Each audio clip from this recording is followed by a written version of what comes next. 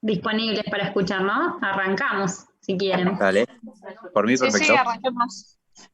¿Cómo están ahí en Unidad Coronaria, Juanpi? ¿Podés estar tranqui? Uy, qué palabra esa. Sí, por ahora sí. Bien. No digas eso, no lo tenías que decir. Lo dije yo, no lo dijo él. Ay, Dios. Sí. Bueno, de Recién 10. terminaba de pasar.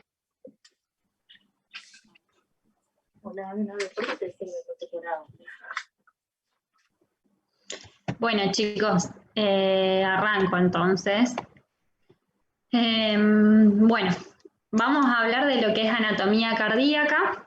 Inicialmente debemos saber que el corazón es una bomba muscular que proporciona la energía necesaria para mover la sangre a través de los vasos sanguíneos, es, digamos, 4 cavidades que reciben sangre y la bombean. Esa es la función del corazón. Varía el peso de acuerdo a si estamos frente a un hombre o una mujer, un poquito menos el peso en la mujer, 250 gramos, 270 en el hombre, y igualmente el índice de masa habitualmente se calcula en base a la superficie corporal. Eso también es importante tenerlo en cuenta, que no es lo mismo el corazón de una persona con gran superficie corporal o a una persona que tenga menor superficie. Y el volumen aproximado es de 550 centímetros cúbicos. Se localiza el corazón en el mediastino, se apoya sobre el diafragma y se dirige, las 2/3 partes se ubican en la línea izquierda de la línea media del cuerpo. Y está envuelto por una bolsa que es el pericardio, que presenta dos paredes, una visceral y una parietal, que la parietal es la más externa. Las imágenes son lo mejor para describir un poco el corazón. Esta es un dibujo un poco distinto a lo que es el corazón real, pero para conocer, el corazón está formado por 4 cavidades, 2 aurículas, una derecha, una izquierda, y 2 ventrículos, uno derecho y uno izquierdo. Entre las cavidades se encuentran las válvulas, que la función es dirigir la sangre en una única dirección y impedir que la sangre retorne desde el lugar que salió. Esto es, la sangre llega a la aurícula derecha, pasa por la válvula tricúspide hacia el ventrículo derecho y de ahí se dirige hacia la arteria pulmonar, atravesando la válvula pulmonar. De ahí pasa la circulación pulmonar, se oxigena la sangre y llega hacia la aurícula izquierda a través de las 4 venas pulmonares. Habitualmente son 4 venas, hacia la aurícula izquierda, atraviesan la válvula mitral, llegan al ventrículo izquierdo y desde ahí se expulsa la sangre hacia la aorta, atravesando la válvula aórtica. Acá lo que vemos, además de las cavidades cardíacas, son la vena cava superior, la vena cava inferior, que llegan a la aurícula derecha trayendo la sangre de la circulación sistémica para que se oxigenen los pulmones. Vemos la arteria pulmonar común, que se divide en una rama izquierda y una rama derecha, y por detrás de la arteria pulmonar común va a estar la aorta, que tiene una porción ascendente que se dirige por detrás de la arteria pulmonar, se transforma en el callado aórtico, que es esta porción horizontal que va a dar 3 ramas, el tronco brachiocefálico derecho, la carótida común izquierda y la subclavia izquierda, y se transforma posterior a la subclavia izquierda en la aorta descendente, que es una estructura que va por detrás, y va a cabalgar sobre la bifurcación de la arteria pulmonar. La ubicación del corazón, bueno, además de estas 4 cavidades que están formando el corazón, está el pericardio, que es la serosa que envuelve al corazón con una capa visceral, que es la más interna, y la capa parietal, y entre ambas hay una cavidad que contiene una cantidad de líquido, que es el líquido pericárdico, aproximadamente 50 mililitros, que tiene función de lubricar todas estas estructuras y evitar que haya fricción entre el corazón y las estructuras adyacentes. La localización del corazón es en el mediastino. El mediastino, bueno, es una estructura que está ubicada entre el orificio superior del tórax hasta el diafragma, por delante tiene el esternón y los cartílagos costales, y por detrás tiene las vértebras dorsales. Se divide en un mediastino superior, un mediastino inferior, mediastino medio, que es donde se ubica el corazón, un mediastino posterior que está por detrás del corazón y uno anterior que está entre el pericardio anterior y el esternón. Perdón, no sé si se escucha mi perrito. Bueno. La división del mediastino superior con el inferior está dado por el ángulo esternal. Esta es una imagen, acá tenemos las costillas, la parrilla costal, el hueso esternón, las clavículas derecha e izquierda y el corazón por detrás del esternón. La ubicación del corazón, la dirección se dirige de derecha a izquierda, de arriba hacia abajo y de atrás hacia adelante. Esa es la dirección que también en situaciones normales se ubica el corazón, con una forma elíptica. Como para aclarar, también, acá hay una imagen que nos va a servir, las aurículas van a ser las porciones basales del corazón. Y también como dato es, cuando nosotros hablamos de la motilidad cardíaca para describir si hay alguna alteración, los ventrículos se dividen. Esta porción de los ventrículos va a ser la porción basal. Pasando la porción basal va a ser la porción media y la porción más distal va a ser la apical, que es la punta del corazón y que en corazones normales mayormente está representado por el ventrículo izquierdo. Si no está representada la punta del corazón por el ventrículo izquierdo, estaríamos hablando de agrandamiento de las cavidades derechas, que puede ser por diferentes patologías. Cuando hablamos de corazón, podemos decir que tiene una configuración externa y una configuración interna. Dentro de la configuración externa podemos hablar de 4 caras, viéndolo en su porción una cara anterior o esternocostal, una diafragmática o inferior, si lo miramos desde el pulmón derecho o desde el pulmón izquierdo. Y podemos ir describiendo qué estructuras estamos viendo en cada una de estas vistas.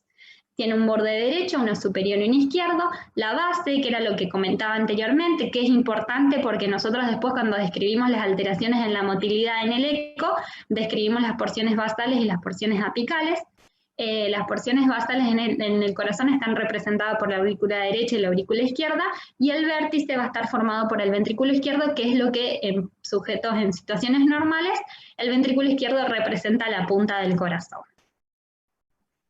Esta es la cara anterior, que lo que hacemos es describir las estructuras que vemos.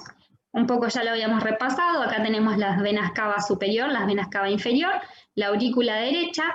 La división de las cavidades del corazón están dadas por los surcos. Es importante nosotros conocer los surcos porque es por donde circulan las arterias y las venas. Muchas de estas vistas son las mismas que se ven en hemodinamia, no se ve el corazón como lo estamos viendo acá, sino que simplemente se ve, digamos, dependiendo de qué arteria estemos metiendo el contraste, es lo que vemos en la sala de hemodinamia. Dependiendo qué arteria tenemos cateterizada, si la derecha o la izquierda. De todas formas, acá tenemos el aurícula derecha con el surco auriculoventricular derecho, ventrículo derecho, ventrículo izquierdo, el surco interventricular, que la arteria que circula por ese surco es la descendente anterior, y a partir de ahí va dando diferentes ramas, y se va dividiendo para irrigar el septum y la cara anterior del corazón. Vemos también, esta es la arteria aorta, y por delante de la aorta la arteria pulmonar con su bifurcación, el callado aórtico, y bueno, por detrás lo que tenemos acá son las venas pulmonares, que habitualmente son 4 y van a llegar a la aurícula izquierda. La cara diafragmática, que es la cara inferior también. Lo que vemos en esta cara es nuevamente las venas cava superior, vena cava inferior, que van a llegar a la aurícula derecha. Mayormente representado tenemos acá el ventrículo izquierdo, que es esta porción, y el ventrículo derecho, y entre ambos el surco interventricular posterior, que por acá circula una arteria, que es la descendente posterior, y que va a irrigar el tercio posterior del septum interventricular. Entre los ventrículos y las aurículas están los surcos aurículo-ventriculares. En el lado izquierdo del surco aurículo-ventricular posterior hay una vena que es muy importante, que es la estructura más posterior del corazón, que es el seno coronario. El seno coronario es importante conocerlo, identificarlo y conocer cómo es normalmente, porque en situaciones de aumento de las presiones de llenado puede estar aumentado, puede estar dilatado y nos estaría hablando de que hay sobrecarga del lado derecho del corazón. Acá vemos, del lado izquierdo, vemos la aurícula izquierda con sus 4 venas pulmonares. Esto puede modificarse, pero habitualmente son 4 venas. La bifurcación de la arteria pulmonar y la aorta que cabalga sobre la bifurcación de las arterias pulmonares, y por acá pasaría la aorta descendente. En la cara lateral derecha siempre vamos viendo las mismas estructuras desde distintas vistas. Vena cava superior, vena cava inferior. Aurícula derecha con la orejuela, el surco auriculoventricular derecho, ventrículo derecho, y la aorta que va a convertirse en el callado aórtico y la aorta descendente. También vemos acá esta estructura que recién estuvimos hablando, que es el seno coronario. Y del lado izquierdo, nuevamente, estas vistas, como les decía, son interesantes también porque son muy similares a veces a las que se ven en hemodinamia. Esta, si nosotros nos paramos en una persona que esté en decúbito y miramos su corazón desde el lado derecho, lo que vamos a ver, que acá en esta imagen no lo tenemos, pero sí como dato para ir conociendo, sí se va a ver en hemodinamia, es la arteria descendente anterior que va a caer por delante de este surco, y nosotros cuando estemos viendo la vista oblicua derecha, vamos a ver una arteria que pasa por acá, que se pinta según el contraste y va dando sus ramitas septales para irrigar el septum. Estas vistas son similares a las que vemos en hemodinamia. Veríamos la descendente anterior y veríamos la circunfleja que va rodeando el surco auriculoventricular izquierdo y también se va bifurcando en sus ramas. Lo mismo vemos del lado izquierdo. Del lado izquierdo vamos a ver el surco interventricular con las arterias que circulan por ese surco, el surco auriculoventricular izquierdo con aurícula izquierda, ventrículo derecho, aorta, arteria pulmonar en su bifurcación y la aorta que cabalga sobre la arteria pulmonar y pasa por detrás. Eso es, si nosotros describimos al corazón, esta también es una vista muy similar a lo que se ve en hemodinamia, que si se pintan las arterias, que es lo que vemos acá, se denomina una vista spider por las características de las arterias, por cómo se van dividiendo. Eso es simplemente ver el corazón desde afuera y conocer cuáles son las estructuras que estaríamos viendo, cuáles son las caras, conociendo cuál es la dirección del corazón, que no es una dirección que se va moviendo de derecha a izquierda, como decíamos. Entonces en diferentes momentos vemos más grandes algunas estructuras o más que representan estas caras, y a medida que vamos rotando, que nos vamos rotando alrededor del corazón, van apareciendo las otras estructuras. Y después que nos quedaría ver cuál es la configuración interna del corazón. Es decir, si nosotros abrimos el corazón, vemos qué tiene. Como ya dijimos, el corazón está formado por 4 cavidades. La función del corazón es recibir sangre y a partir de ahí eyectarla con su función de bomba. Por eso es una cavidad que está formada por músculo. La idea es que esa sangre vaya en una dirección específica y eso va a estar ayudado y definido por la presencia de las válvulas que permiten que la sangre vaya en una única dirección, y en el caso de que eso no se llegue a cumplir estaríamos hablando de insuficiencias valvulares, que también son situaciones habituales. Como vemos acá, tenemos la válvula tricúspide. Las válvulas habitualmente tienen un anillo fibroso que la sostiene y están formados por valvas que son las que se mueven y permiten el pasaje de sangre en una única dirección. El aparato subvalvular habitualmente está formado por músculos papilares y que son los que se unen a la pared ventricular, y lo que hacen es que la válvula se abra hacia la cavidad que se dirige la sangre, impidiendo que la sangre, una vez que el corazón se genere la sístole y se contraiga, hace que se cierre completamente la válvula y no permite que circule la sangre desde el ventrículo hacia la aurícula. Eso explica algunas situaciones, por ejemplo, cuando el ventrículo izquierdo se dilata, hace que todo el aparato subvalvular esté estirado y genera insuficiencia mitral. Por eso en los pacientes que tienen el ventrículo izquierdo dilatado es habitual que tengan insuficiencia mitral, y dependiendo de cuál es el músculo papilar que está alterado, cuál es la cara que esté dilatada, vamos a ver si la insuficiencia es excéntrica o central, ¿sí? Esas son algunas cuestiones que ya en patología, esto no sería normalidad. Si hablamos de la configuración interna de la aurícula derecha, podemos hablar que tiene una pared interna, una externa, una posterior y una superior inferior que recibe las venas cavas. La más importante es la pared interna, por lo menos para mí, que tiene varias estructuras que está bueno conocerlas. Tenemos la fosa oval, que es un vestigio embrionario que debería cerrarse posterior a la vida, al nacimiento, y va a estar abierta durante la vida intrauterina. La válvula de Tevesio, que es una válvula que ustedes, no sé si lo conté, pero el seno coronario es la vena que lleva la sangre, toda la sangre del corazón hacia la aurícula derecha. Y el seno coronario presenta una válvula que es la válvula de Tevesio. Presencia también de la válvula tricúspide y, muy importante, en la cara interna de la aurícula derecha está el nodo auriculoventricular. También vamos a tener en la porción lateral de la aurícula derecha, en la porción superior, vamos a tener la cresta de His, donde se localiza el nódulo sinusal. Esta es una cara más real de la aurícula derecha, donde vemos la fosa oval. Acá vemos la llegada de la vena cava superior, la vena cava inferior, la válvula tricúspide, la desembocadura del seno coronario con la válvula de Tevesio, y esta es una porción muscular donde se encuentra la cresta de His o la cresta terminal y se va a localizar en esta ubicación el nodo sinusal. Y también con su respectiva orejuela derecha, la aurícula derecha.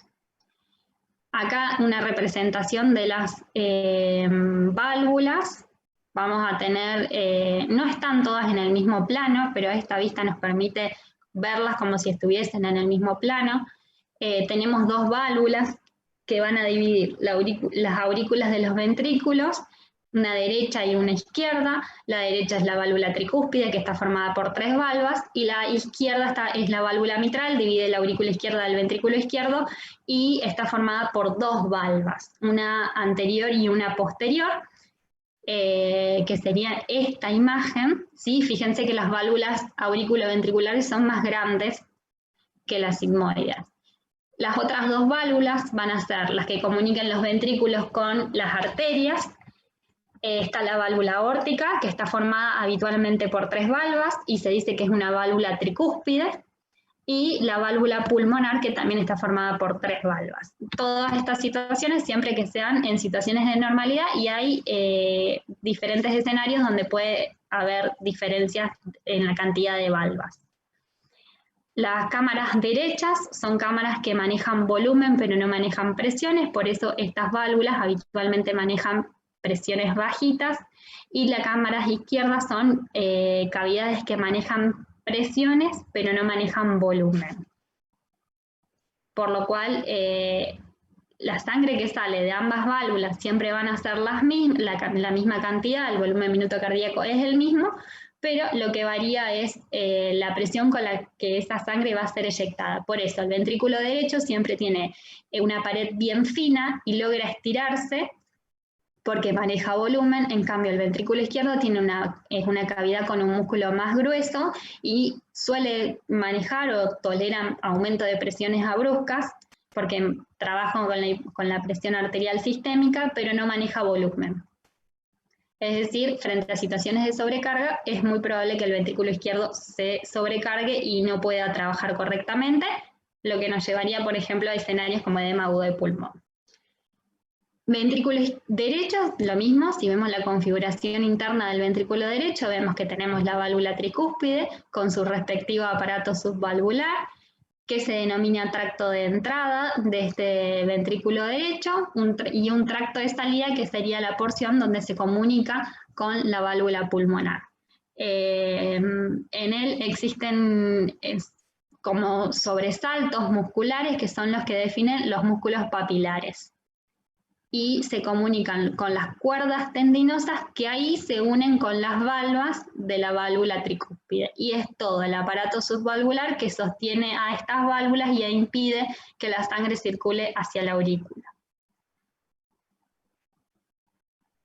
Esta es una imagen también donde vemos con más claridad los músculos papilares y las cuerdas tendinosas y la válvula tricúspide, donde tiene una valva anterior, una posterior y una septal.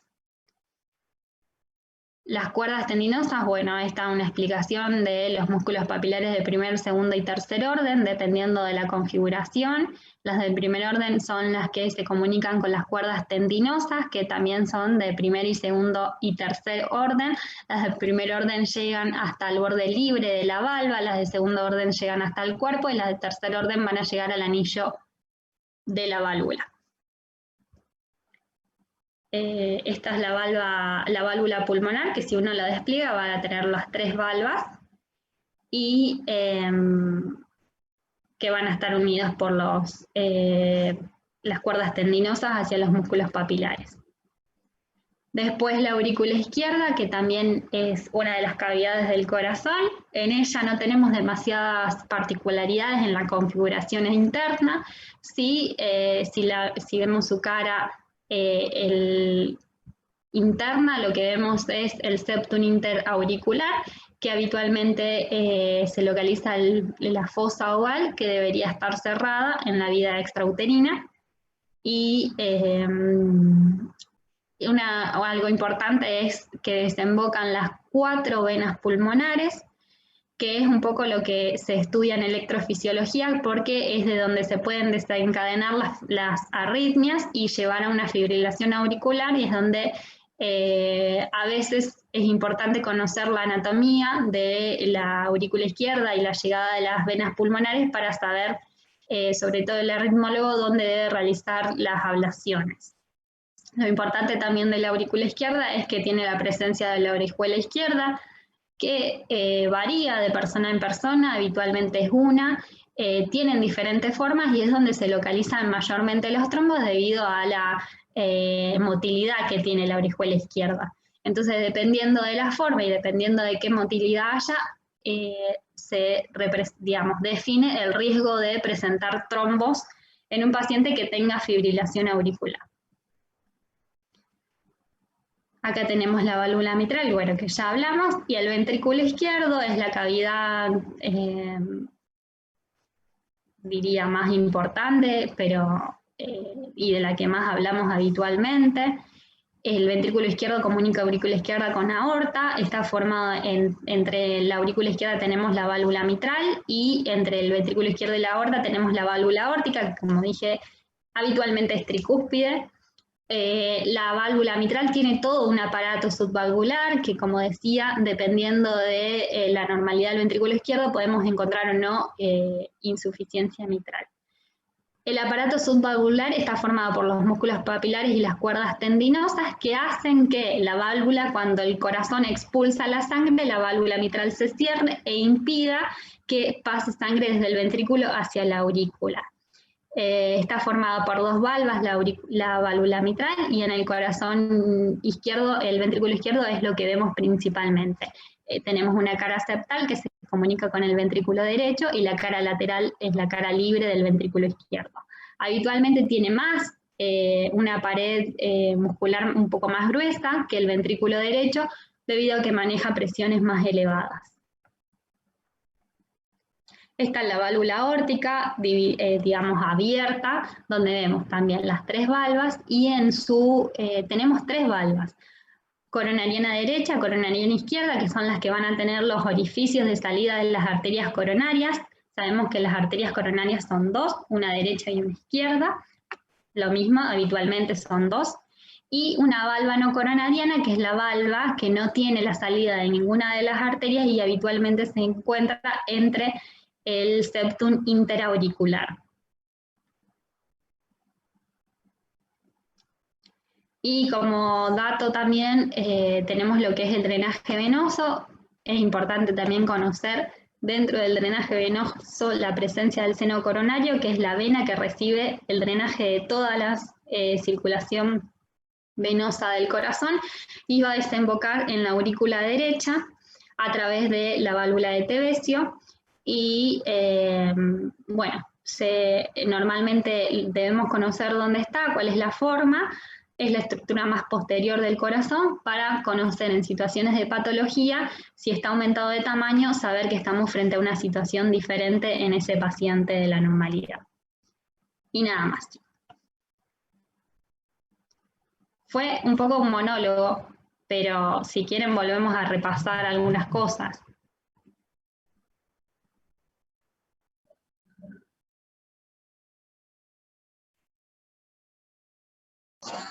Estuvo bueno ahora, yo no me acordaba de nada.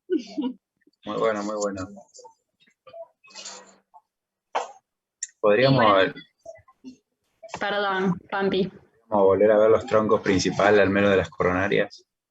Sí, vos sabés que eso no está acá, de las arterias coronarias, ¿no? Me dijiste, Juanpi. Sí. Porque eso no está acá en el PowerPoint, pero sí, si quieren lo podemos ver. Yo la verdad no sé si era parte o no del seminario, pero incluso lo tengo en otro PowerPoint, pero lo podemos No, porque algo hablaste igual, por eso preguntaba nada más, por curiosidad. Sí, porque es una de las otra cosas pregunta. que Dale. Decime, Juanpi. Y la otra, el seno coronario, vuelve todo el retorno y vuelve a desembocar en la aurícula nomás. Es como el corazón tiene su propio retorno y pasa ahí, o va primero a cava y después llega. No. La verdad que no me acuerdo de mucho. El seno coronario es esta vena, que es una estructura más posterior, que va por el surco aurículo-ventricular izquierdo. Esto es ventrículo izquierdo, aurícula izquierda, y se forma acá en este surco y va recibiendo las venas del corazón, que tienen diferentes nombres, que se pueden conocer, pero bueno, lo importante de todo eso es que las venas del corazón todas van a desembocar en el seno coronario, que es esta estructura que circula por el surco aurículo ventricular izquierdo y desemboca directamente sobre la aurícula derecha. Perfecto. Se ve el seno coronario habitualmente, se ve, por ejemplo, en ecocardio se puede identificar, es una estructura que se ve porque tiene, si bien son estructuras muy pequeñas, así como en el ecocardio, por ejemplo, se puede ver el tronco de la coronaria izquierda y la coronaria derecha. El seno coronario también es un vaso que podemos identificar, y la importancia que le damos a eso es que también, primero, que se dilata en situaciones de sobrecarga derecha. Y que cuando estamos tratando de definir un paciente, si vemos eso, nos ayuda y es un punto a tener en cuenta en estas situaciones. Otra cosa importante del seno coronario es que el cable de resincronización, vieron el cable que a veces pone el doctor del Río, también va por el seno coronario. Porque la idea es que vaya por estructuras venosas para llegar a la cara lateral del ventrículo izquierdo. Del seno coronario pasaría, por ejemplo, a la vena descendente anterior, a una vena de un calibre menor, pasa por la vena y se va a localizar el seno coronario en la cara lateral del ventrículo izquierdo. Entonces la idea es que contraiga este sector para sincronizar mejor con la cavidad derecha Esas son las situaciones de importancia que a tener en cuenta con el seno coronario. Bien. Y después las arterias, como para charlarlas también un poco, tenemos que de la aorta van a salir de la arteria aorta en la porción sinusal de la aorta, es decir, la porción más, el inicio de la arteria, vamos a tener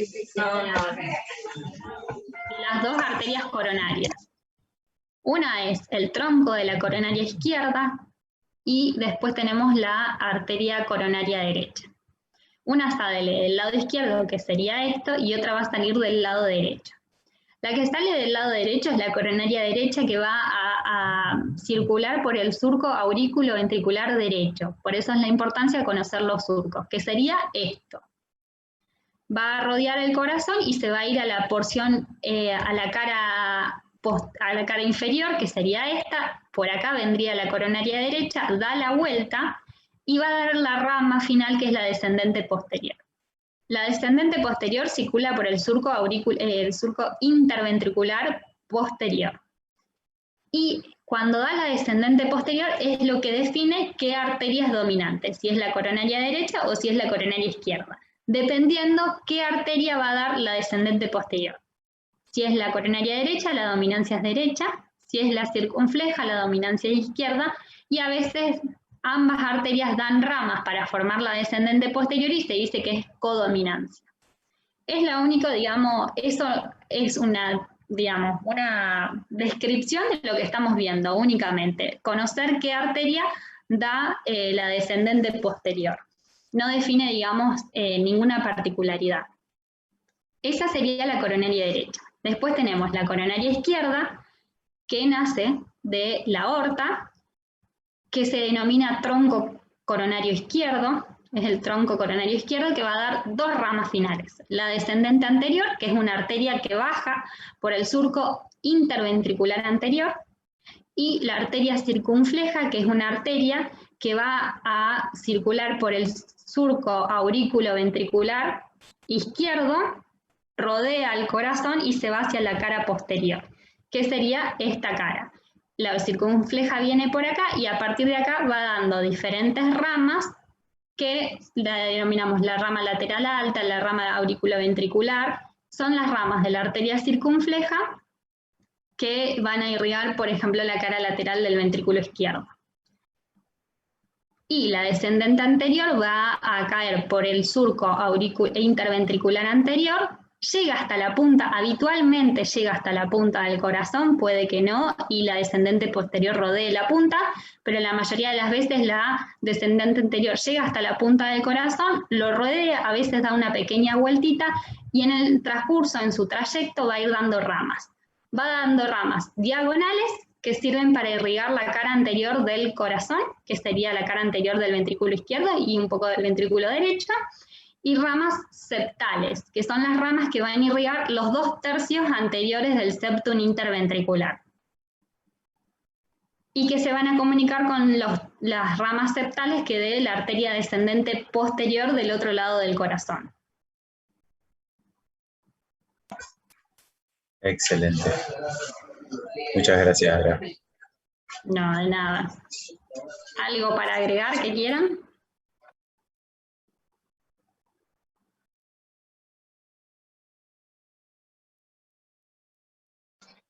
No, Ari, súper detallado. Bueno, Mari, genial. Así que bueno, gracias. No, de nada. Gracias a ustedes y espero que sigan bien. Bueno, nos vemos. Yes. Adiós. Ahora, chao chicos. Chau. Vale.